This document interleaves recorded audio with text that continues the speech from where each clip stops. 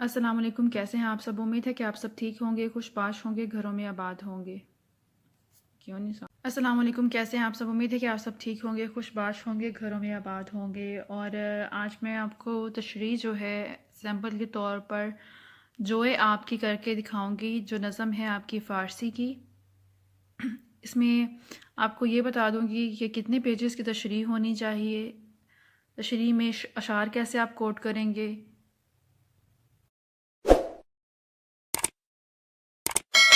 اور ایسی کون سی باتیں ہیں جو آپ پیام مشرق کی جو نظم ہے جوئے آپ، اس کا کوئی بھی اشعار آئے یا اس میں سے کوئی حصہ آئے تو آپ نے کون سی باتیں ایسی ہیں وہ آپ نے لکھنی ہی لکھنی ہے۔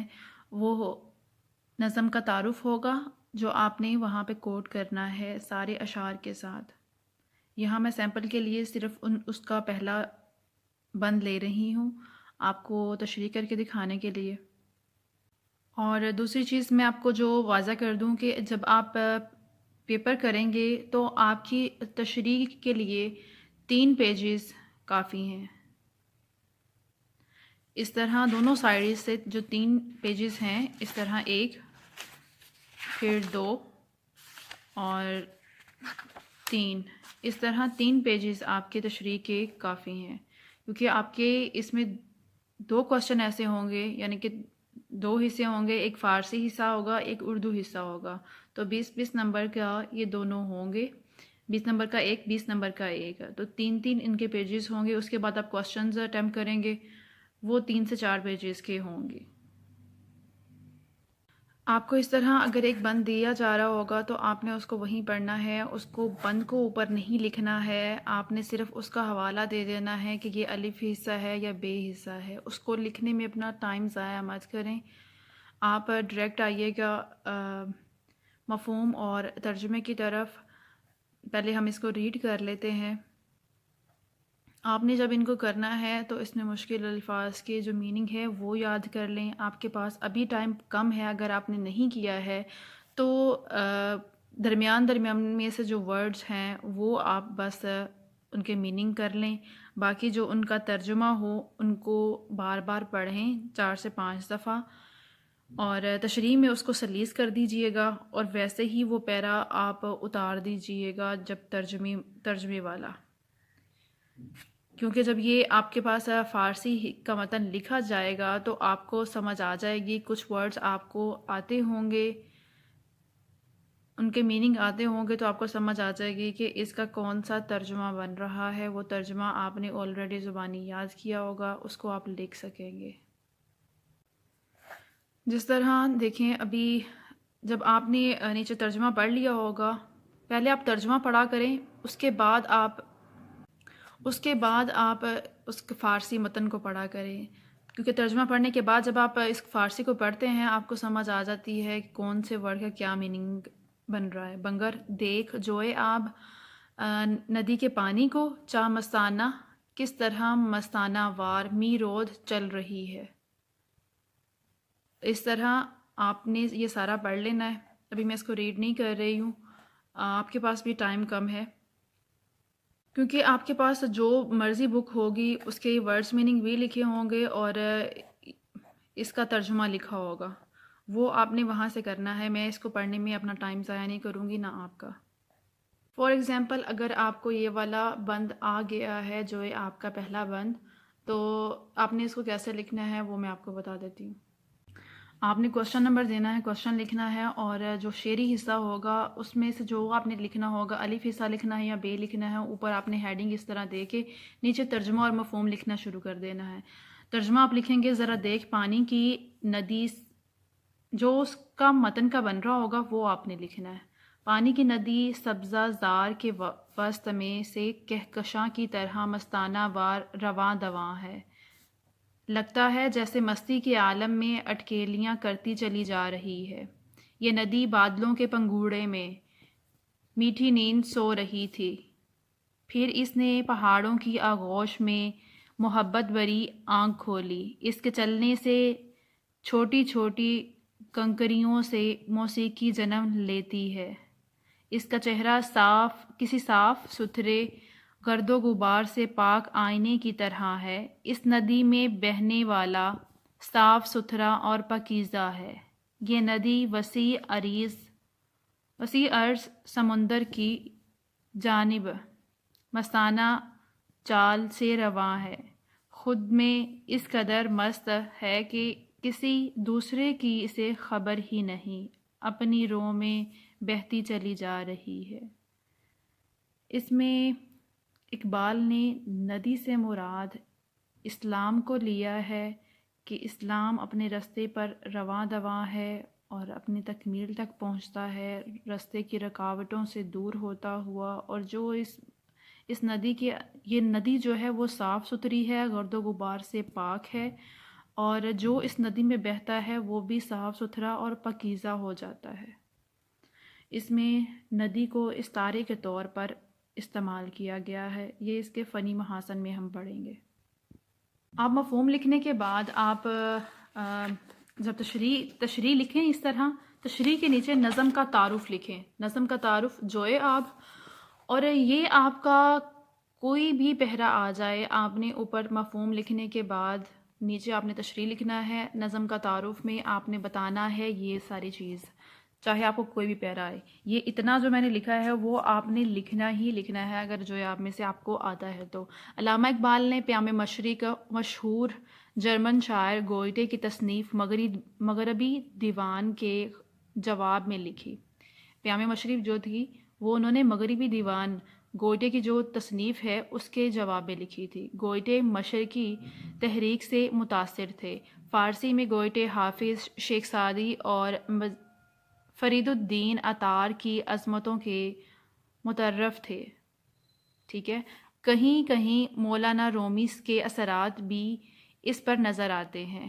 زیر بحث نظم گوئٹے کی مشہور نظم نغمہ محمدی، یہ لکھا ہوا ہے، میں نے نیٹ سے بھی جب سرچ کی ہے، محمد صلی اللہ علیہ وسلم کا ترجمہ ہے۔ گوئٹے حضور نبی کریم صلی اللہ علیہ وسلم کی پیغمبرانہ شان سے بڑا متاثر تھا، ٹھیک ہے۔